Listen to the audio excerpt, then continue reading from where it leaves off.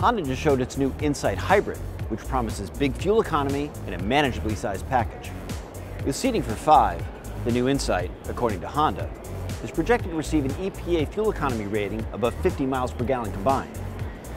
The Insight features what Honda calls its two-motor hybrid system, a 1.5-liter engine that works with an electric motor and hybrid battery pack. The Insight gets lots of standard advanced safety features, including forward collision warning and automatic emergency braking. The Insight will sit above the Civic and below the Accord in Honda's model hierarchy.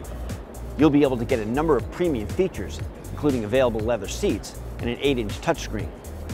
Honda's struggled to find its place in the electrified car market in recent years, basically getting its clock cleaned by Toyota when it came to appealing to green car buyers. The last Insight we tested got just 39 miles per gallon, which, on the face of things, doesn't sound that bad, but it badly trailed the efficiency of the hybrid king, the Toyota Prius. The previous Insight also had a stiff ride, a noisy interior, and poor visibility.